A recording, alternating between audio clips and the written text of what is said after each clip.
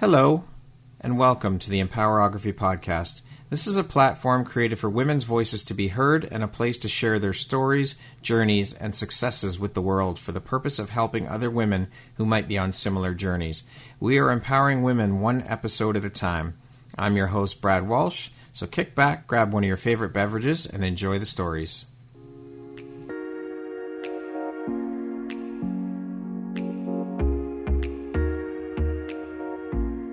The world needs to hear your message and your story, so don't deny the world of that gift within you that the universe has given you. Someone out there needs to hear your story because it will support them in feeling hope, inspired, and even transformed. Do you want to discover how I help get my clients out of their own way, show up, and confidently share their message? I would love to extend an invitation to you to join me in my free masterclass, Start Your Own Podcast from Idea to Implementation, on Wednesday, April 5th at 1 p.m. Eastern. You can find the registry link in the show notes. Hope to see you there. Hello there, Brad Walsh here, your host of the Empowerography Podcast. Today, my guest is Michele Malo. She is a business coach, a consultant, and a global speaker. Welcome, Michele. I'm so happy to have you here. How are you doing today? Oh, doing absolutely amazing. Thanks for having me. Excellent. It is my pleasure. I am so excited to jump in and get into the conversation and learn and share a little bit more about who you are and the beautiful bright light that you shine out into the world through the work that you do. So with that being said, let's jump right in. Sounds good. So as I said, you are all of those things. You're also known as the Change CEO. Now, that's a hell of a lot of hats you wear and one hell of an extensive resume. It would seem that all of these hats you wear also are very closely tied in together with one another. So how do you prioritize, and how important is prioritization in organization for you? Yeah, it's very important. And my priority is always my clients first. So all of those things are actually intertwined, because most of the time when folks come to me that are either small business owners or even some companies looking to launch a new product, a new division, those sort of things. But what they all have in common is there's a bit of a transition or an unknown or a change. And over my career, I've been known to be able to navigate the waters, bring teams together, really take a look and dissect the problems so that we can transition or change over into this new growth category and phase. So it sounds like a lot, but again, you're always consulting, you're always monitoring the change and prioritizing what is always important, which is your client and their needs, not yours. Now, with you being a serial entrepreneur and wearing multiple hats, I would love to know, what does your morning routine look like? This may be not a popular opinion, but I don't have one. Okay. So I'm very much a night owl. So me too. I tend to work very closely around planning my day in terms of knowing what I have to accomplish, the different meetings I have. So I organize my day based on my clients' needs and how I'm going to be at my best. And that's generally a little bit later. So I'll work out in the morning, do things that, email, those sort of things. But I let my day go as needed, right, knowing the different tick boxes, try to meditate, try to get some reading in, all the things that people say should be in a morning routine. I just tend to do them throughout the day. Just roll with the flow. I do. I'm an ADHD and proud of it. And I just have to do my thing. So, what were you doing for a living before making the jump into entrepreneurship? Yeah, I was in brand management actually for Fortune 500 companies. I actually worked with Kraft and Kellogg's in the hospitality arena. I do a little bit of that now in the entrepreneurial world also. And so how long have you been working as a business coach and consultant now?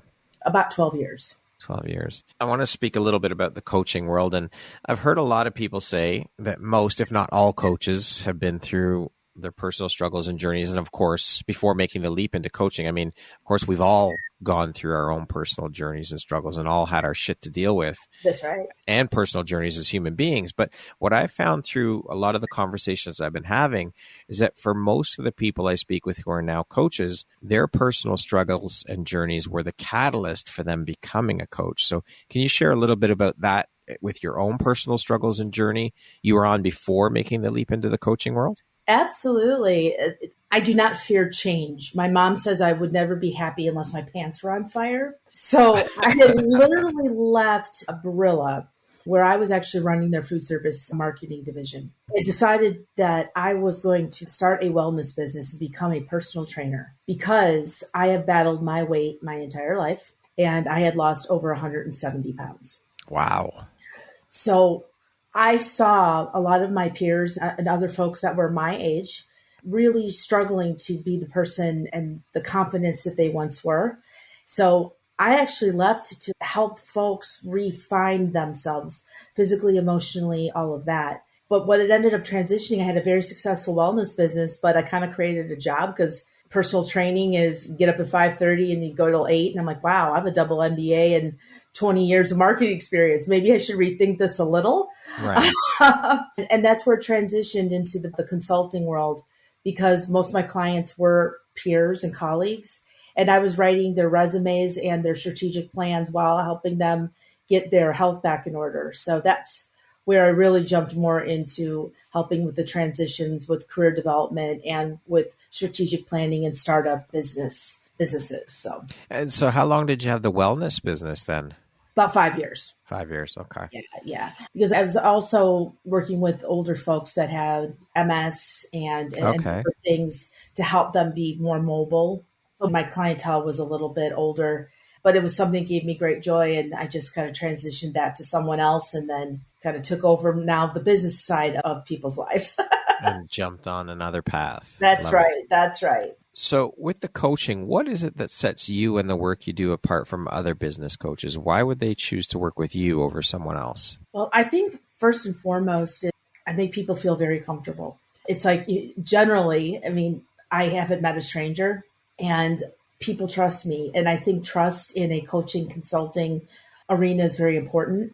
I surround myself with a network of folks that if I can't help you, that I have someone, I've got a person. And it's everything from help building a team around you, because I don't claim to be the know-all be-all. I'm just the one to help bring in the right people to your life and to help you build structure and strategy and good business processes around your idea or your career, whether it's just a personal thing we're building branding for you, or if it's building a whole business.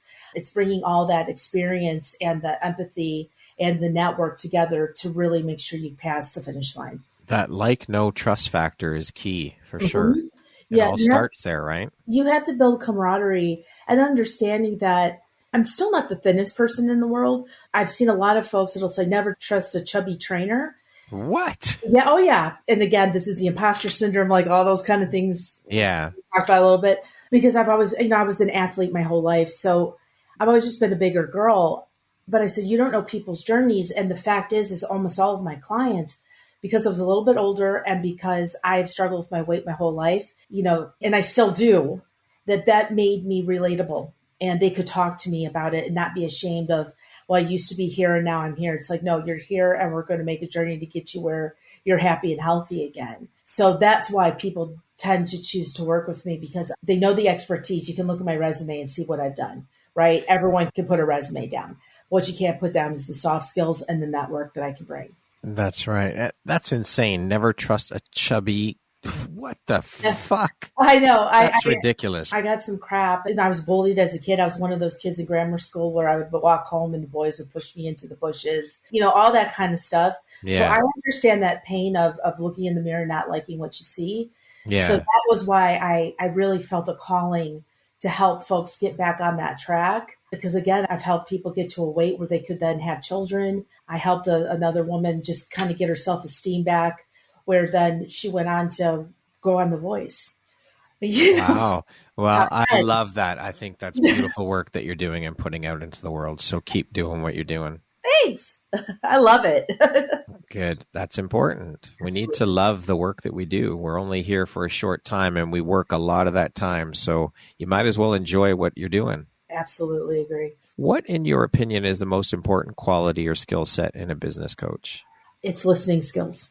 You have to not, because I've seen a lot of coaches, this industry is interesting. You got to really be careful of who you're putting your trust and your money behind, because it's an investment in yourself. And folks who do that, I applaud, but you got to watch out for folks.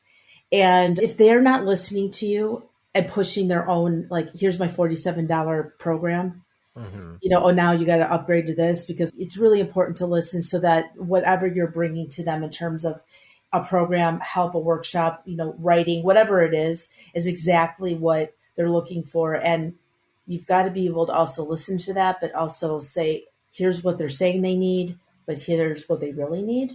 And making sure you present that so they understand that you are going to deliver that end result, but we got to work on the underlying things first. So the ability to be able to diagnose that, be kind with folks, because everyone's, like says, journeys and their craft has been there, and then implement something everyone's comfortable with within a timeline. Absolutely. And I'd love to know, what are your thoughts on the coaching industry currently? I mean, through multiple conversations that I've had with multiple women who work in the industry as coaches, I've found that a lot of them don't even like to use the word coach. They prefer guide or mentor because of the bad rep that the coaching industry gets. I would love to hear your thoughts on this as a coach. Yeah, I agree with that sentiment, because the word coach has become like Kleenex. You know what I'm saying? It's like, what does that actually mean anymore?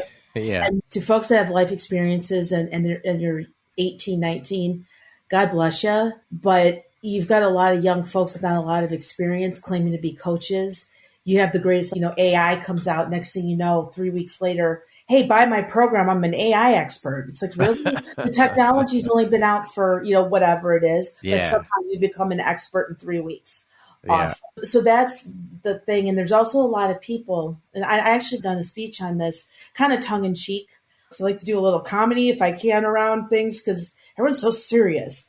Yeah. It's like, we need to loosen up and not take life so damn seriously. And that's the coaching industry. If you look, it's the morning routine. You got to grind. If you sleep, you're behind, and like all this. The hustle culture bullshit. I cannot stand that word hustle and nuts. If I hear the word grind, it's like grinding in my ear. It's like I can't. And the thing is I go to a lot of events because, again, I believe networking is everything, and putting yourself in the right rooms. And I'll be the first one to admit, they play off vulnerability. And I was going through a pretty bad divorce after, 20 years of being with this gentleman. And I was trying to prove so hard that I could do this because I was an executive, right? Yeah. And I made early in the entrepreneurial world, I got pulled in to some of these gurus. And you're only as good to them until your credit card stops working. And they don't care about you. You get in, you get the rah-rah, you get to meet some celebrities. Sometimes it's a lot of glam with no substance. And I think a lot of people have been burned. A lot of money's been lost. So that's why I always say, look for experts or look for people you know, like, and trust. And who do they recommend? Okay, so I was going to ask, what is your recommendation for people that are looking for coaches? But you just shared that. So. Yep, exactly. Know the people that are around you. Surround yourself with good people. Because if you don't, like I said, my message is my message. Thank you, Oprah. Because I lost tens of thousands following some of these folks promising me everything. And I was so vulnerable to get out of this relationship, make this business work, that I just threw money at a problem. And then I had a very bad taste in my mouth. But then I found some local folks. I got some people now in my corner, because you need a coach. You just got to find the right one. Everyone needs a coach. I guess people take advantage. I mean, we get bombarded with shit from different coaches, and everybody's a coach, and it's all over social media. It's hard to weed through and navigate and find those good coaches. I'm almost keen to say that it's like mechanics. A good mechanic, as they say, is worth their weight in gold. When you find a good mechanic, you hold on to that mechanic, because they are far and few between, the honest and good mechanics. So I think the same thing could apply to coaches as well. Yeah, I 100% agree with that. And just a word of advice. I love events. I'm one of those folks that I always love learning. I love meeting new people. But this is a word of advice to folks. If you're going to any of these, and some of the big guys, right? I'm not going to mention any names. Research before you go to the event, because I guarantee you at the end of that event, especially if it was free, they are going to start pushing programs. Here comes the sales pitch. You can feel it. And again, if you're new to it, you're like, and you were mesmerized by these people because they're NLP and orders for a reason, right? Yeah. And research, go and look up. I hate to say it. Are there bad reviews? Are there, there's the Snoops. There's a lot of things you could put people's names in and just see what people are saying. Yeah. If it's one or two, you always get one or two people that are just, of course, that are no fun at parties. But if you see, and it's a general, theme, because then you can make a more intelligent decision of some of the programs are worth doing. But if they're telling you to run to the back of the room, don't do an emotional purchase, wait and research it. Because I guarantee you, if you come back and want to buy it, they're going to let you. Yeah. And have conversations with people, talk to people about it. That's right. That's right. Definitely past clients. If you can see that, definitely look at who they're connected with on LinkedIn. Because that's what I was going to say, because I thought about this, and having conversations with past clients would be a great way. But how do you approach, I'm just curious how you would approach those conversations with people, how you would approach them, not knowing them at all, just cold reaching out. Hey, I'd love to hear about your experience coaching with so-and-so. It'd be a difficult thing to even approach someone, I would think. Well, what I generally do is I don't do cold. Right. At all. I will never approach anyone cold unless I have value to add to that conversation. My biggest pet peeve is waking up in the morning to 25 LinkedIn messages about how you're going to, especially, hey, I'm a ghostwriter. I'm like, cool, so am I. Thanks for checking out my Yeah. You have to approach someone. If you're looking into coaching and you want to speak with some of that coach's previous clients, you have to approach them cold. Well, yes and no, depending on your network. I will go in and see if I've had any mutual contacts. Right. And if you don't. And if I don't, like I said, I made a lot of mistakes. Yeah. I'm giving you, like I said, I don't do it because I'm kind of pulling back from that because I have my team of people. Yeah. But that's what I'm telling people they should do because I didn't. Again, you can't look in the past. I take full responsibility for every decision I ever make. Yeah. But you definitely can get preyed on really easy. So all I'm saying is do the research. I hate cold calling people. That's just a personal note. So I'll put that in there. I generally don't do it. I try to find people within my network or are connected. So I can say, hey, we're connected. Just looking on opinion. You were part of this, that kind of stuff. Because for me, that would be the first thought and that would probably give you the best and most desirable results is reaching out to previous clients to find out what their experience was like. Right. And I've also been asked from other coaches I've worked with, do you mind? I have a client that's looking for a reference. Yeah. So I've asked other coaches if they could provide me with that too. And then that's not cold because they'll let that person know too. So that's another way also to do it. Because I've done that for other folks who've helped me with different things just as long as I like them. Yeah.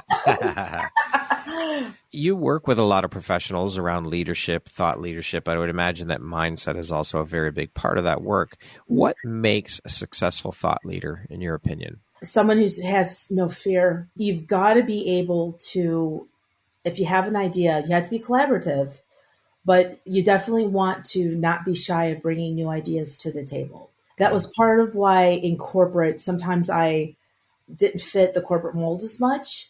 Because I never wanted to do things the way they were always done, especially if I was dealing with a category or a brand that was in decline. When I did cookies and crackers at Kellogg's, they said to me, okay, great. Because I was more in the food service part of things. Like, great, crackers are kind of declining. We need a new promotion. Let's bring back the cracker basket. The cracker basket? I'm like, are you like that? Was that like at Sizzler? I'm like, no, are you kidding me? And they fought me on it. And then I provided an idea called the art of the cracker, where we looked at different ways to get crackers onto menus and into different entrees. So just because a cracker wasn't sold in cellophane, it could be used in soups and all these different things. Partnered with the Culinary Institute, elevated the idea of crackers. And voila, 15 years later, still using that program. What does thought leadership mean to you, Michele? Yeah, to me, again, where you have no fear of expressing a new idea. Because a lot of times you get a lot of people in the room that don't want to express, like you hear an idea and everyone's excited about it. And you're sitting there like, there's something not sitting right. That thought leader would be able to stand up and express the concerns or to add to make it even better versus just going along with everyone, just kind of that everybody's clapping kind of thing. Yeah. You've got to be able to really, for change and growth to happen, new ideas have to be presented. And that's why you have to have free speech. What then would you say is the process in your mind that best supports leadership development? I think the biggest process is allowing yourself to be uncomfortable and putting yourself in places where you take on new projects that might not be in your wheelhouse so that you can get a viewpoint of what everyone's working on. So as an example, whenever I would work with a new cross-functional team, I would always make sure I was on the phone. I would go to our actual manufacturing plants. I want to understand what everybody's job is so that as we're doing programs and we're seeing how things work, It works logistically. It works for packaging. It works for, everyone in the ops line, everyone on the sales line. Because when you have all of that buy-in, then you're able to produce things that everyone's behind because, again, going back to that listening. So if you're able to reach out to people, understand what they're doing, and then have new ideas brought to the table, have no fear of change, all those different things I did throughout my entire career. So it's a long process. But what it does, it shows you how to lead because you're looking at things from a lot of different perspectives and offering up opinions. Like it's like my morning routine that might not be as popular of an idea as other people may think. So right. Okay. What is one tip or takeaway that listeners can implement immediately to start stepping into and embracing their inner leader and begin owning that? What I always say is if the rug gets pulled out from under you, buy a new rug. I love that. Because life is going to do that to you. And all you have to do is be like, wow, ow, and then dust yourself off and realize, I didn't like that old rug anyway. It's time to look at what is the next step and the next thing. So I really, truly believe that it's a blessing and it's what life is doing for you, not to you. Being a business coach and consultant and working with and around a lot of business professionals, obviously mindset, as I mentioned, that plays a big part in your work. Can you speak to how important a part mindset played in helping you through your journey and struggles, and just how important mindset is to our daily routines and our successes? Absolutely. And I'm going to be the first one to tell everyone struggles. Okay. Yeah. So just because mindset is extremely important, it's okay to give yourself space with grace when maybe something doesn't go wrong or right. That's not wrong for you to do that, but you just can't stay there too long. The point is things happen, allow yourself to process it, walk away from social media, whatever you need to do, and then come back and say, okay, I've processed through that. And now what's the next way to do that? Because I've battled again with my weight and mindset. My mess is my message, and having the right people around me who support me. Your support system is everything. Absolutely agree. That is key for sure. I mean, sorry, go ahead, Michelle. No, I was going to say, when you look around, if you get more support, let's say you're a runner. Like I ran the marathon in maybe not run it, but I did the marathon in 2015. And it's amazing that complete and total strangers cheering you on when you think you're going to die, right? If your inner circle isn't doing as much as someone on the side of the race line, you need to reconsider your circle of people because you won't make it because life, this adulting thing, they have to change the brochure. Yeah. It was not as built when I was a kid, Yeah. We all get knocked down, but I've said, make sure you have big cheerleaders because sometimes you gotta count on them to get you out of it. Because like I said, the COVID thing, there's been a lot of stuff and I'm struggling a little bit, right now with some changes that we're going through with the business and stuff. But it's okay.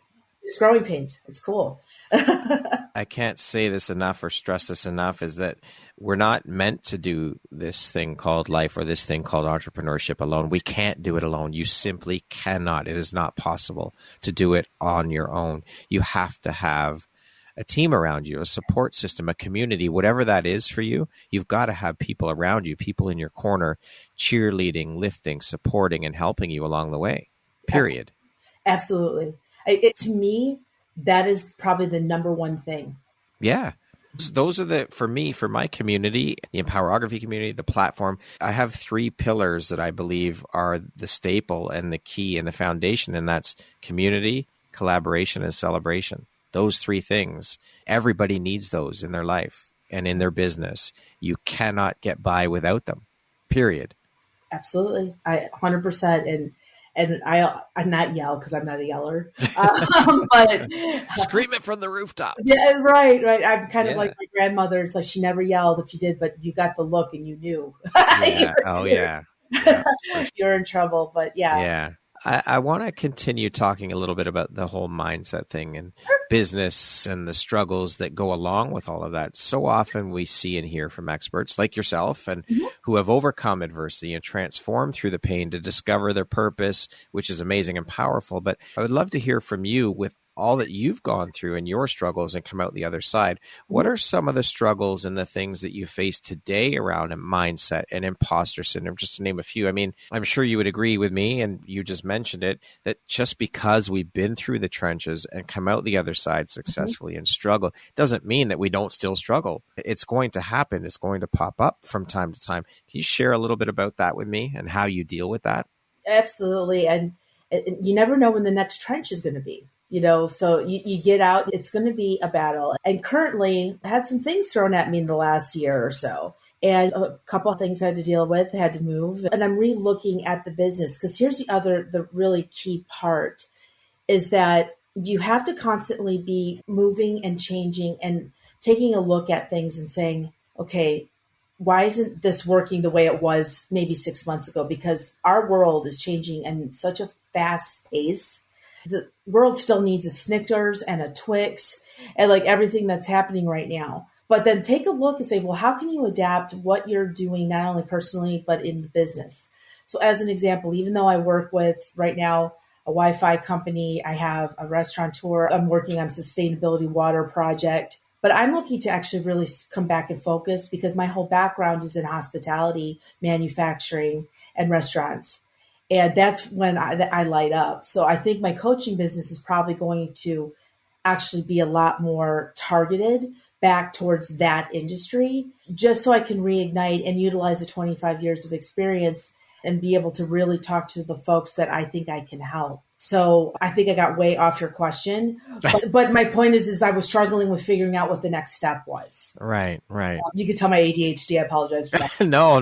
That's okay, Michelle. But that's the whole thing, is to recognize and be able to say, okay, it's time for another shift here. You talk to your mentors, and that's where a lot of this is coming from, because we're reestablishing like what the 2.0 is going to be, and it's just going to be a little bit more on a targeted basis. Get past this little bump I'm kind of going through right this time. Yeah. What is one tip or takeaway then that listeners can implement to start reconditioning their mind for the success they want then?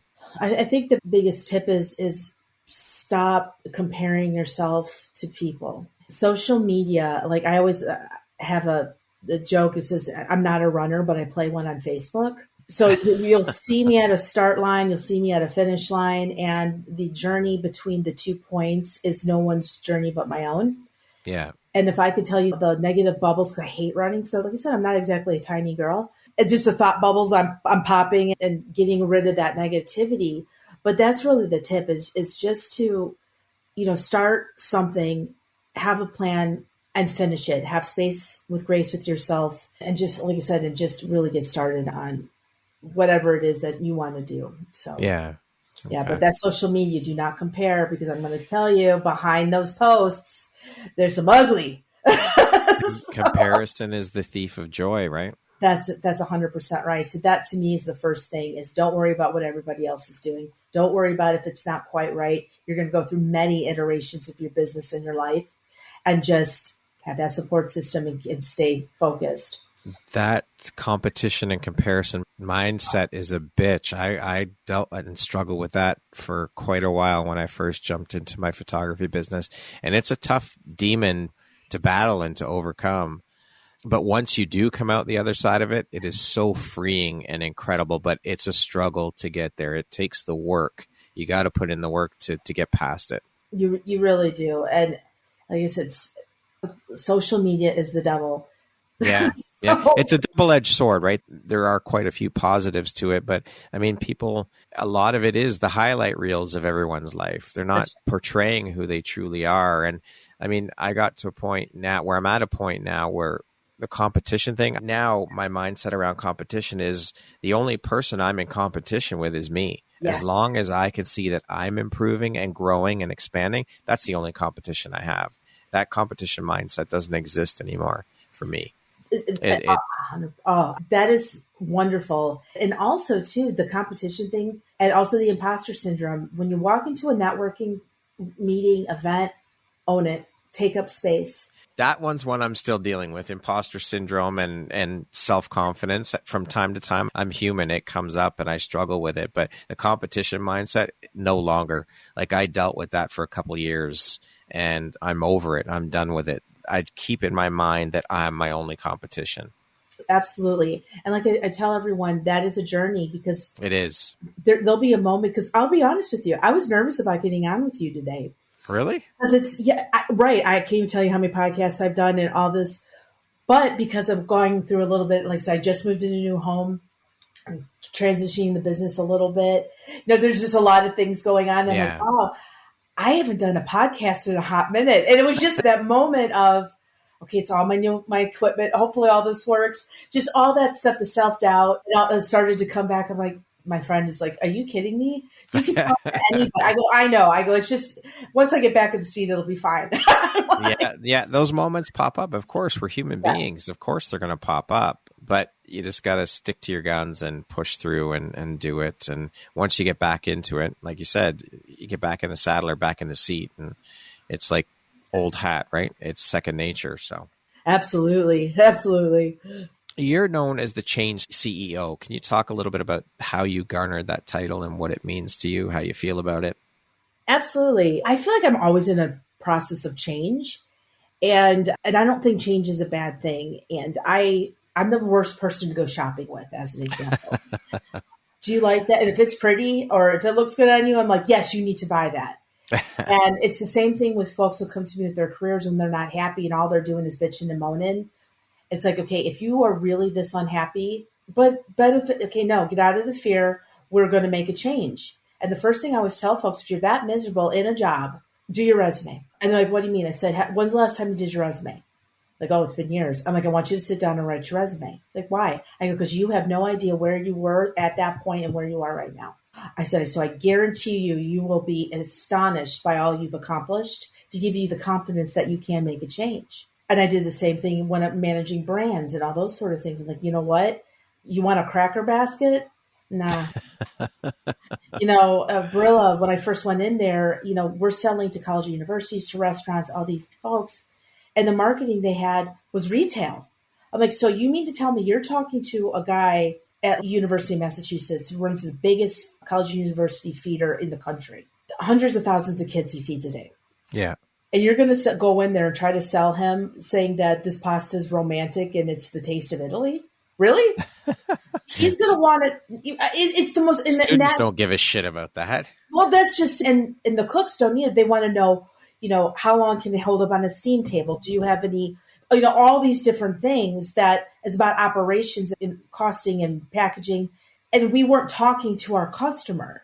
So I reinvented their entire food service marketing program and opened up all new segments because we had to change the way we were doing things because they couldn't understand why they weren't growing that division. It's like, well, because you weren't talking to your customers. Yeah. You were talking to yourself because that's what you believed the brand was. And you believed anyone gave a crap about your brand. No one cares about your brand. They care about what you can do for them and what that brand brings value to their lives. Yeah, for sure. What would you say is one of the most important things you've learned in your life? And what was your life like before learning it? And what was your life like after you learned it? No is a real word. I'm in a little bit of a transition right now. And one of the things I am doing is stripping back all of the things I have going on. Because you said earlier, I have so many hats. Well, the other not problem, because I'm a bit of a people pleaser. So can you help me with that? Sure. You want to be on this board of directors?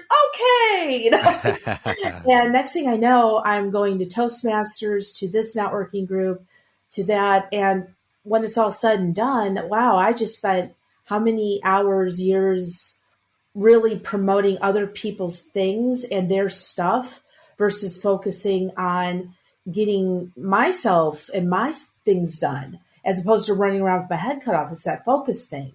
So I'm stripping all of that back to see where can I make the most impact, because I believe in serving first, but also not so the fact that I'm serving so much that there's nothing left of me. And no is a real word. And that's one I am still working on. But I've had a few folks like, you're quitting. I'm like, I'm not quitting. I go, I'm just taking a break. Yeah. For me to see where's the best place and utilization of my time and where I can make the most impact. Because I'm no good if I'm spread too thin. No is a complete sentence, as they say. That's right. No, period. Yeah. And, it's funny because when we get into that whole thing about saying no, we as humans find it necessary to then follow up that no with well, it's because of this, given a reason, giving an excuse or whatever. You don't have to. You can just say no and that's it. Like I said, no is a complete sentence. You don't have to justify why you're saying no. That's right. Because when you say yes to one thing, you're saying no to something else. That's right. So what is it that you're blocking out of your life, your opportunities, experiences, even personally? Because that's the other tip I have is be careful, how much you put in that whole grind that you miss your family and your friends and living life. Because life is short. Life is short and life is about happinesses and experiences. Right. And if you're constantly grinding and, doing all the things, but you're not doing all the things, you'll have regret, and regret's something we can't have. Absolutely. You say that your sweet spot with your speaking engagements is women's empowerment and connecting with women. I'm very curious to hear your thoughts on the landscape of entrepreneurship and women-run businesses in terms of how it's evolved and how it's continuing to shift and evolve. Women are badass. Yeah, they are. That's a given. I'm going to tell you something. I have seen over the last, at least in the different events and things I've been a part of, the women entrepreneurial space is so strong. But I will tell you, you put a whole bunch of us in a room and you got a whole bunch of type A's and minuses. It's an interesting dynamic, but I tease because generally in this world, we really do want to help other female entrepreneurs. And the strong ideas and the personalities, I think, are absolutely amazing. So when I walk on stage or I, talk to a group of women about, their startups or what they're doing, the love and the passion that you can feel behind their ideas. And that's why I like to coach and chat to women, because I always do want to make sure that, and this is my gentleman I work with too, but I always want to make sure that, is this a viable business or is it just a passion? And how can we turn it to make sure we can make some money at this?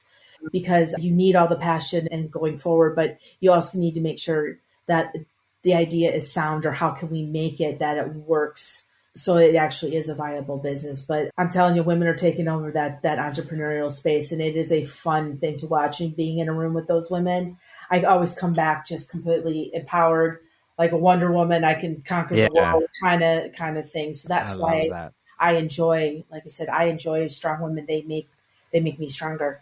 Mm-hmm. That's beautiful, and it's needed. It's needed in the world. And you talk about we were just talking about the competition mindset thing, and coming from corporate, for me, I saw a lot of that competition among women, because a big part of the reason for that tearing each other down and not supporting one another was because there were so few positions available of authority for women. So they had no choice. Women had no choice but to fight for those positions. Unfortunately, they were fighting against other women because there's so few. So now I think I've seen, anyways, with this platform and my community, that world has completely opened up. And I don't see any of that competition mindset in my community, which I think is beautiful. Yeah, I don't see a whole lot of that among the women in my group either. If anything, like I said, it's who you surround yourself with, right? Yeah. They're my biggest cheerleaders. I'm their biggest cheerleader. When they see them succeed, they've done a book, they've got a new program, new grandbaby, like whatever it is.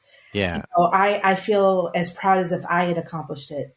I'm a weirdo because I'll cry when someone wins a car on The Price is Right, because I'm so happy for them. And that is what I try to bring to my women, is I want that for you to know that I am so proud of everything you do. And I understand all the behind the scenes, especially parents and moms, single moms and all that are making it happen. Yeah. Corporately or in, like I said, in this entrepreneurial space. It's such a beautiful feeling to watch the people you surround yourself with, or your friends or whoever, win. Yes. It's like you're winning when they win. It's a beautiful feeling. It truly is. I love celebrating other people's wins. I love celebrating other people's successes. It's incredible. And when you see that and you stand up and you celebrate those, it gives others permission to stand up and celebrate too when they win, because that's something that we don't do often enough, in my opinion. We don't celebrate our wins. We don't take the time because of this, as we said multiple times today, that hustle culture bullshit. We're so busy crossing things off the to-do list that we don't take the time to slow down. And you would think that what the world has been through in the past 3 years, that we would have learned that above all else, that we need to fucking slow down. That's right. And take life slower, enjoy it, because we're not here for very long. So you might as well enjoy it with what you're doing for a living, celebrating your wins. Take the time to slow down and smell the roses, period. That's it. And we don't do that. We don't. I think what we've lost in our culture, especially with electronics, and again, maybe unpopular opinion, but I actually wouldn't mind going into an office hybrid because I missed people. Do you know, like there is something to be said about a collaboration of being able to do things remotely, obviously, but also being able to have touch points where you could actually give someone a handshake or a hug. For sure. Because we want to make sure that we don't lose the human element of what we're doing. Yes, business is business. We all have to pay bills, and now we have to pay a lot more than we had in the past, right? So things are changing, but what has not changed, in my opinion, is the human element and really genuinely helping someone along. Because like celebrating people's wins, especially when I've been with folks, when they've been at their lowest. You know, I had one, like I said, one woman, we did a 5K. She was quite heavy and she couldn't finish. And then a year later, her husband is watching as we cross the finish line of her first 5K. Wow. 100 pounds later, she had her first child. See, I'm going to cry about it because that's the kind of stuff, like I knew where she was and to see her, because all she wanted was a baby. So to see her evolve and then just become more powerful, even at work, because her confidence absolutely is absolutely, to me, one of the most incredible things that entrepreneurship has given to me, and hopefully I've given back to everyone, you know, who I may not have worked with, but at least have crossed paths with. Yeah, I love it. What do you think, Michele, is the most significant barrier to female leadership today? Themselves. Interesting. And this is not all women. That's a sweeping generalization, but it really is can I do that? And the overwhelming responsibility of sometimes the family, you know, that they have so many other things to do. Would I have time to do this? Should I do this? Because they take on a lot of different hats a lot of times. Yeah, absolutely. Yeah. And so it really is sometimes a confidence. So I had a contract with a career placement agency when COVID was happening, because no one was really consulting, to be honest, and doing stuff like that. But a lot of people had lost their jobs. So I jumped into this role to really guide people to see what their next step was. And I said, this is the time that you could possibly do this. And time and time again, I had to build them and go through their resumes, cheer their wins throughout their career to show them, like, look how much you know. Because I always say that you have skills that are transferable, brandable, and viable. So just because you're good at something doesn't mean you have to stay doing that. What do you love to do, and how can that transferable skill go into a new business or any of those things? So as soon as you start to believe and put your thoughts together, anything is possible. Absolutely agreed. 100%. What does the word empowerment mean to you? Empowerment is permission. You have the powerful permission to do anything in life that is brought to you, because the whole thing is about having power and understanding how to take a look at what your and I don't want to be cliche because what's your superpower and all this stuff. But, you know, because you hear that all the time is, let's look outside the bucket and all that. But anyhow, I digress.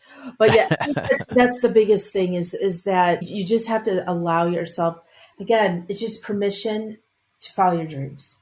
Empower yourself to get the mentor, empower yourself. If you love something, but you're not good at it, like my friend is been a handyman forever, but his passion is photography. Yeah. Really good at it. So you got to take the lessons, talk to another photographer, follow him around, have him critique what you're doing. You know, what are different ways that you can take that and, okay, well, if you're a handyman, well, then if people are moving out, maybe then you fix the stuff, then you take the photos so they can put the stuff on the market. Yeah. You see what I'm saying? So there's a way to take a look at what you're maybe really good at, but something you're really passionate at, and what does that business look like? And how can you make money at it? So empower yourself to say yes to possibilities. Love it. What is or was one of the biggest turning points in your life, and how did it affect you? Yeah, the biggest probably turning point was losing all the weight, because that was weighing me down in general, because I had no self-esteem. I was, like I said, heavy my whole life. So actually being able to make the change and kind of walk into a room feeling good about myself really changed the trajectory of my career. And the story I like to tell with that is I have a real dear friend who is also a brand manager. This is when I was working with Oscar Mayer. And I had, lost all this weight. And I remember going into his office and I'm like, man, he's like, what? I go, I just feel like I'm getting, all of a sudden people are paying attention to me. I said, so now that I'm thin, I'm more worthy than when I was, 310 pounds. And that was me being a victim. And he looked at me, and he's still a very dear friend of mine. He looked at me and he goes, or what if it's because the way you walk into a room and the way you handle life is now different and people are taking notice? It has nothing to do with your weight. It has everything to do with how you present yourself now. How you carry yourself. Absolutely. He's like, so knock it off. You look great. But he goes, but what you look like is nothing. It's how you treat people and what you do to add value to their lives. He's like, get out of here. I was like, love you. He's like, love you too. All right, get that, get the forecast done. Okay. Let the door hit you in the ass. Yeah, exactly. And we have a good relationship. So it's kind of tongue in cheek. But I carried that with me because I was a victim mentality of, hey, why did they treat me like that when I was this way? And now that I'm this way, it's different. It's because I'm different. Yeah. And what I'm presenting is different. So, so be careful of how you frame things in your brain, that mindset thing, right? For sure. Yeah, mindset is key. 100%. Okay, we're going to jump into a little rapid fire section here. So the next grouping of questions just be 2, 3, 4 word answer type thing, okay? Gotcha. How would you describe yourself in one word? Fierce. What is your favorite entrepreneurial book? Good to Great. If you could teach the world one thing, what would it be? Love. What is your favorite self-care practice? Watching sports. I like football. All right. What is your personal motto? Live your life like your hair's on fire. I love it. If you could be remembered for one thing, what would it be? Changing one person's life. That concludes our rapid fire section. Now back to our regularly scheduled program. What's one thing you know now that you wish you had known when you started your career, your entrepreneurial journey? That I didn't need to prove myself as much as I thought I did. I was constantly, like I said, I'll get my master's. Now I'm going to get my international master's. And now I'm going to go to this event. It's like, instead of launching, I was constantly getting more education, where sometimes you just got to get on the golf course. Yeah. There's only so many balls you can do at the driving range, so many lessons you could take. Unless you take the leap onto the course, you're never going to know if any of that stuff stuck or what you could possibly do and what you need to work on. What challenge in your life has shaped you the most, would you say? God, which one? Well, two of which they're interrelated. One of which is, like I said, the weight has always been a problem for me. And everyone's like, let it go. I'm like, I understand. But it also led into the fact of who I married. And I had no self-esteem and I couldn't believe someone found me attractive. And 20 years later, it was we'll just call it was not a good relationship. And it was sometimes verbally very hard to take when you're shot down day after day. So then you go to the entrepreneurial space and you're used to not having such a great home life and being told you're not good enough to everyone. And then you're an entrepreneur. So that is probably the biggest thing why the confidence thing took me a minute, and I still deal with it, was because I had to get out of that relationship. I had to get out of that constant verbal, you're not good enough state in order for me to really climb out of that trench to aim for myself and not worry about what I was coming home to. Well, good for you for doing it and putting in the work, and you should be very proud of yourself. Yes, we're still working. Yeah, of course. Well, I mean, we're human beings and we're a constant work in progress. We never get to the end. We never get to that point where we say, okay, I'm fully okay now. You can't. There's no end. We have to continually work on ourselves. And as long as we realize that, then we're good. I mean, everything starts with self. We are the foundation for absolutely everything. Everything. It all starts at home with us. I agree. Our relationship with ourselves is the longest standing and most important relationship we'll ever have in our lives. So you better make it a good one. That's right. Like You said, be careful who you're, talking to yourself because you might be listening. Yeah, exactly. What aspect of your personality do you think has been the most helpful in your career? My approachability. It's really interesting. I actually got an email or a text. I can't even remember. It was a message or LinkedIn. Where did that message come from? But it was someone I had met at an event last September. And it was out of the blue. I think I wished her a happy birthday. And she's not someone I really know, just, again, someone I met. And she wrote me the nicest note saying that I was the light in the room. And she thanked me for listening because she was kind of struggling with stuff. She's like, I feel like I've known you my whole life. And to me, when I can make someone feel comfortable and know that they can basically tell me anything, and I'm going to listen and give honest feedback and hold space for them, that is what I'm known for, is being able to, like I said, comfort folks. What is one lesson your career has taught you that you think everyone should learn at some point in their life? Nobody deserves anything. I deserve that. No, you don't. You need to work for that. You work for it. Yes. That's right. And you can't walk into a new, a career, any kind of space with thinking that I deserve this. No, prove yourself. Do the work. Be that teammate. Be the idea person. Be the one that if you got to go with a coworker into the stairwell because they need to cry it out, be that person. Yeah. But don't ever think that you have to stop putting in the work or you somehow are owed something. The world owes you nothing. And I think that's a problem with our younger generation coming up, is that they feel they deserve to make 60 or 70,000 right out of the gate. And no, that's not the way it works. You got to start at the bottom, kid. That's the way life works. That's it. And you're not above any job. No. Oh my gosh, no. I'm like, that is 100% right. That drives me absolutely bananas. Yeah. Like, that's that entitlement bullshit. That is, it's just like when I see people leave a cart in the middle of the parking lot. I'm like, real? Yeah, like take it back to where they belong. Yeah. You took it from there, so take it back. Or take it back. I mean, those little things, you ate at a fast food restaurant and you don't clean up after yourself. Like, so those are the small things from a character perspective is, be respectful and know that you're part of the whole ecosystem. Yeah, for sure. Like I said, nobody owes you anything. No. You don't deserve anything, but be deserving. Yes, exactly. Michele, if you had the opportunity to sit down and have a 1-hour conversation with one woman, any woman in the world, who would it be and why? Margaret Thatcher. Oh, okay. Interesting choice. The Iron Lady. That's it. And just folks like that in general, because of when she grew up and when she was in power. Yeah. I was tossing that up even with like a Queen Elizabeth.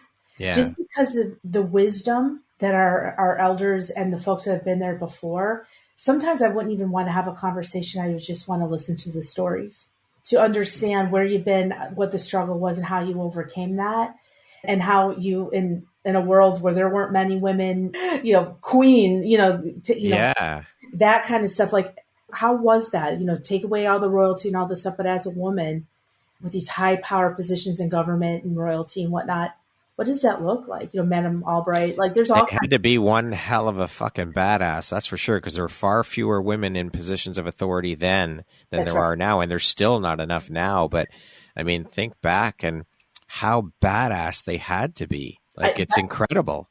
That's why I'd want to have that conversation. Yeah. Because I'm just curious because the resolve it took for those folks to get to where they were, to have their voices heard and to stand strong. Because a lot of times, again, I was in the meat industry and things like, different things. I'd be the only woman in the room. Yeah. So how do you hold space and command presence while also being, like I said, empathetic and your other things that a woman may bring to the table? So yeah, I would love to hear the struggles and how they overcame. If you could go back and give your younger self one piece of advice, what would that piece of advice be? Don't get married. All right. Well, I obviously tongue in cheek. Yes. Love is a real thing and partnership is a real thing, but find an actual partner. Don't settle because you don't think you're good enough. You deserve the best. And again, lesson learned, and I wouldn't change anything in my life, but that would be the one thing I would say is just wait. You're worth someone who is going to support you. So beautiful. Lastly, Michele, if you were to deliver your last 30-second speech to the world, your tribe, your corner of the world, your people, what would that last 30 seconds sound like? What words of wisdom would you impart? I'm actually going to read this if you don't mind. No, go ahead. All right. An opportunity to follow your passion and redefine your next chapter is just in front of you. The old rug was tattered and torn, stained but comfortable and safe. I want to be the person who helps you buy that new rug, walking side by side with you to rediscover all your passions and to help you redefine your purpose. When the rug gets pulled out from under you, buy a new rug. And are you ready to buy that new rug today? Beautiful. Thank you, Michele. Love it. Love it. Thank you so much. Thank you. It's been an absolute pleasure having this opportunity to sit down and speak with you and have you take me along for the ride of your journey through your life and sharing a bit about your story and the bright, beautiful light that you're shining out into the world. I appreciate you, and I'm grateful to have you as a member of the Empowerography community. So thank you for being here today and for taking the time to share with me. It's been my absolute pleasure. Thank you so much. And if there's ever anything I could do to add value to your life, you let me know. Thank you very much. Once again, my name is Brad Walsh, host of your Empowerography podcast. Today, my guest has been Michele Malo. She is a business coach, a consultant, and a global speaker. Thanks so much, Michele. I hope you have an amazing rest of the day. You too. Thank you so much.